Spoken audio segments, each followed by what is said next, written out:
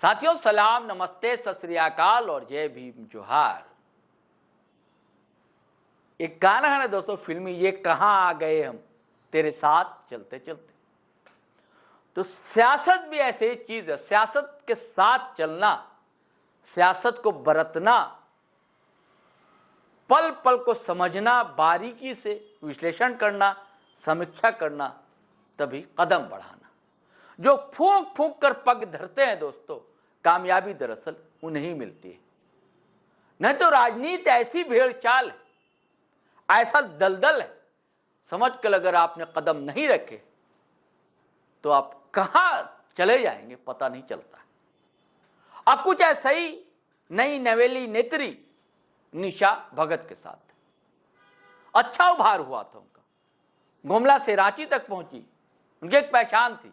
ऐसा नहीं है लोग कहते कि जेल कैंप से पहचान बनी, ऐसा नहीं। मैं पहले भी जानता था, हम जैसे कई लोग जानते होंगे। कांग्रेस से जुड़ी हुई थी, कांग्रेस का जो मजदूर संगठन है उसके नेता थी, पदधारी भी थी। हालांकि ये बात दिगर कि उनकी शुरुआत जो होती है ABVP से होती है, अखिल भारतीय विद्यार्थी परिषद। आज राजनीतिक पंडित यही कह भी रहे हैं कि अंततः जहां से प्रारब्ध था अंत भी जो है वहीं होगा, यानी कि वो भाजपा में ही आज नहीं तो कल जाएंगी। खैर वीडियो इस पर नहीं है कि वो भाजपा में जाएंगे या नहीं जाएंगी, ये तो राजनीतिक पंडित जो है आकलन करते रहेंगे, कयास लगाते रहेंगे।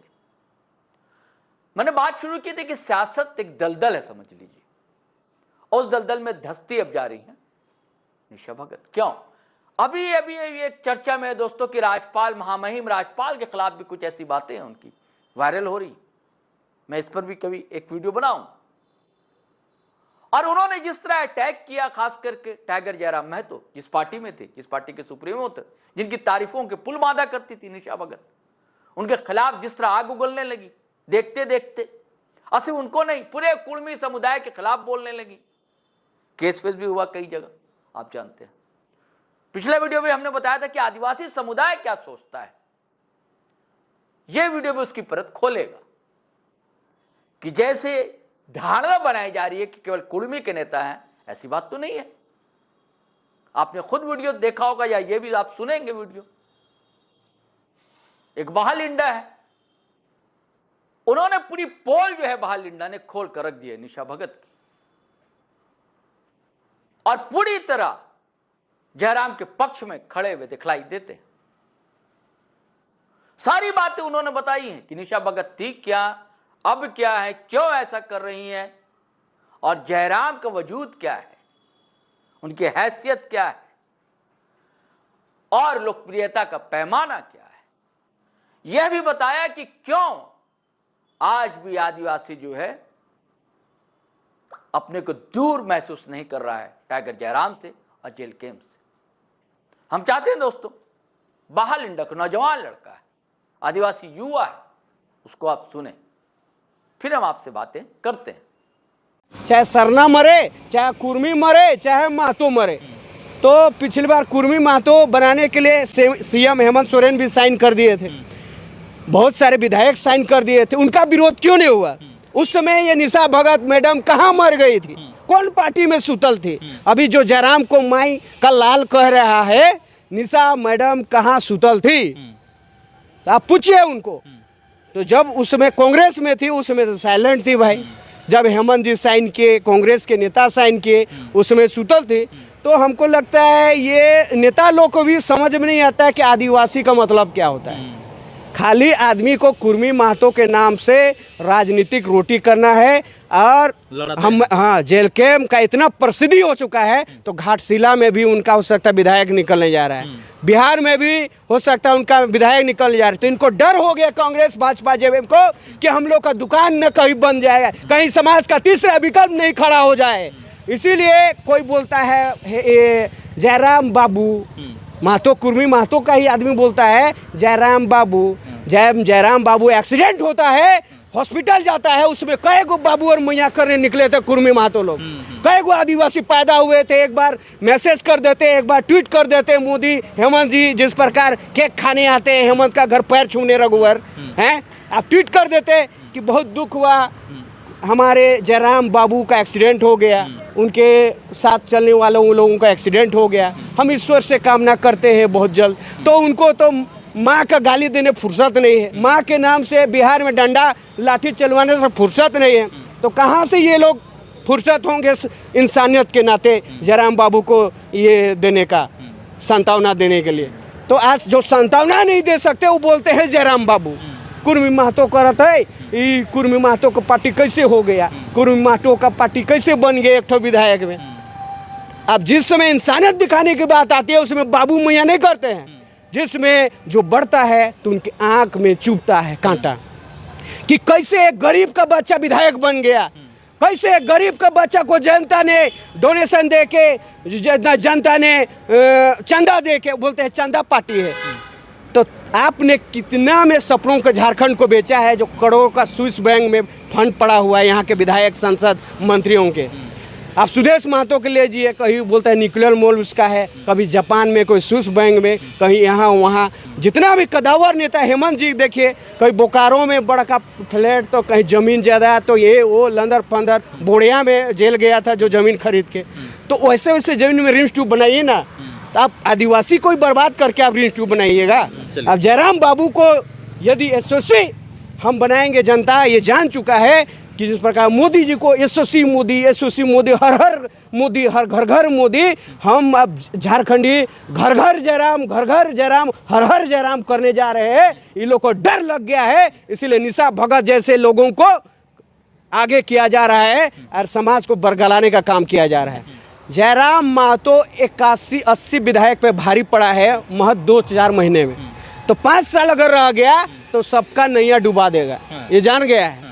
तो इसीलिए आपने कहा कि जयराम महतो का कुर्मी महतो का आदमी है, का उस कुर्मी महतो का पार्टी है, तो अगर वो होते तो हम आदिवासियों के लिए नहीं लड़ते, रिम्स 2 का ज़मीन बचाने नहीं आते। वो सिरमटोली में भी आने वाले थे, लेकिन आदिवासियों का दुकान बंद ना हो जाए ये सोच के चंद दलाल नेता लोग उसको मना कर दिए। तो मैं यही कहना चाहूँगा कि जयराम महतो कोई जाति, कोई धर्म, कोई झंडा का नहीं है। जयराम महतो जिस प्रकार उसका शब्द में ही एक विजयी है, जय राम। तो जयराम शब्द इतना पवित्र है, उसका अगर कैरेक्टर, उसका अगर चरित्र को देखा जाए तो राम ने जिस प्रकार आदिवासियों के बीच वनवास काल में आया था, क्योंकि वो जानते थे आदिवासी भगवान का दूसरा रूप है, ईश्वर का दूसरा रूप है, और बाकी सब पाखंड से भरे हुए हैं। क्या उनका बिरादरी में नहीं जा सकते थे राम भगवान? तो क्यों आदिवासियों के बीच में आए? जानते थे कि सभी भोग विलास और पाखंड वाद में फंस चुके हैं। आदिवासी का दूसरा नाम ही ईश्वर है और प्रकृति का नाम ही आदिवासी है, इसीलिए उन्होंने जय राम, आज अगर नाम उसका देखा जाए तो राम भगवान का चरित्र को आपको जानना होगा।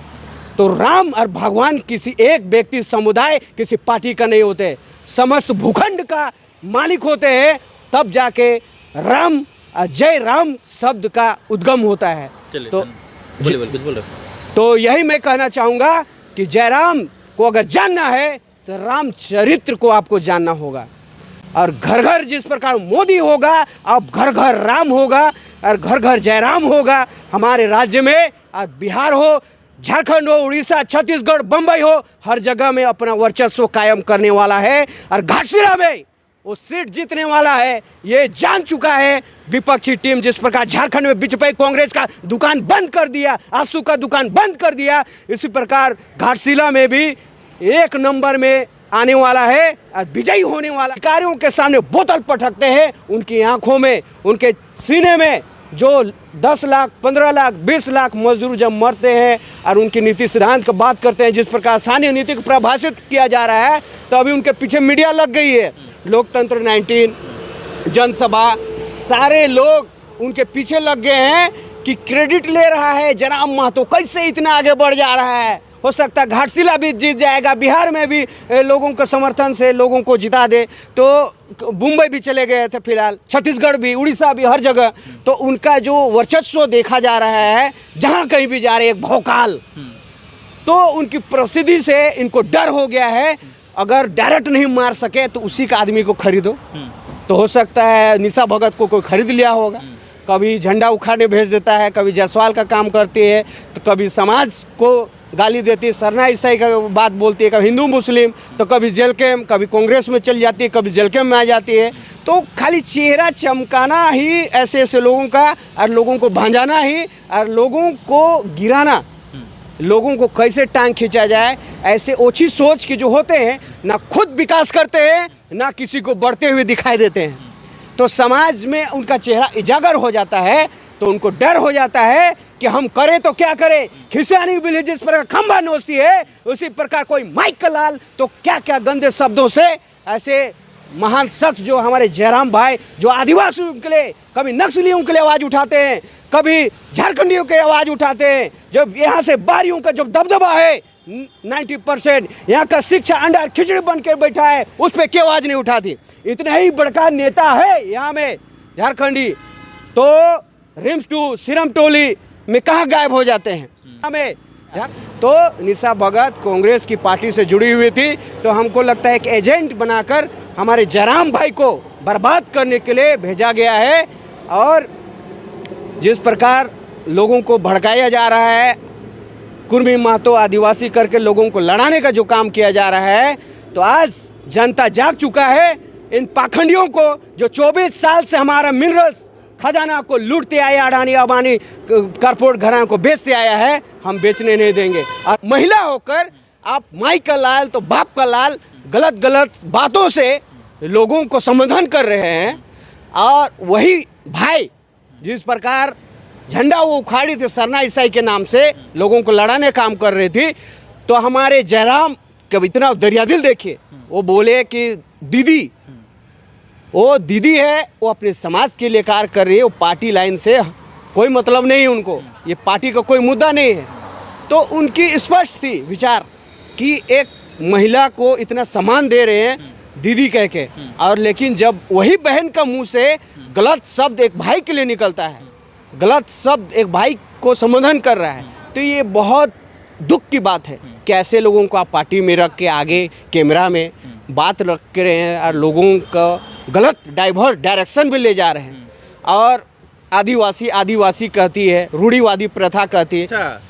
रूढ़िवादी प्रथा जींस पहनने का इजाज़त नहीं देती है, रूढ़िवादी प्रथा लिपस्टिक लगाने की इजाज़त नहीं देती है। तो साथियों, उन लोगों की तो हवा जरूर निकल जाएगी जो बार बार निशाने पर ले रहे हैं टाइगर जयराम को, और उन नेत्रियों को भी, खास करके निशा भगत की भी, क्योंकि जिस तरह वो हमलावर थी निशा भगत, अगर वो बहालिंडा को सुनेंगी तो कुछ तो जरूर उन्हें लगेगा। लेकिन राजनेता है, अब तो पूरी तरह फुल टाइम जॉब है उनकी, समझ ली एक तरह से।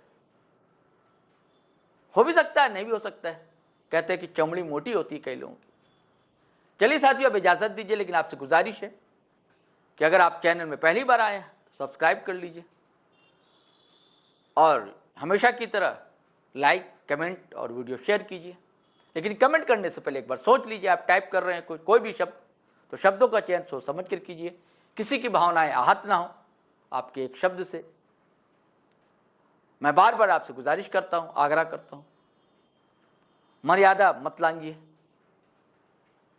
क्योंकि आप लोग आदिवासी और कुर्मी समुदाय साथ साथ रहा है बरसों से इस झारखंड में, और साथ साथ अलग झारखंड की लड़ाई भी लड़ी है कंधे से कंधा मिलाकर। चलिए चलते हैं, इजाज़त दीजिए, आज्ञा दीजिए। जय हिंद, जय भारत।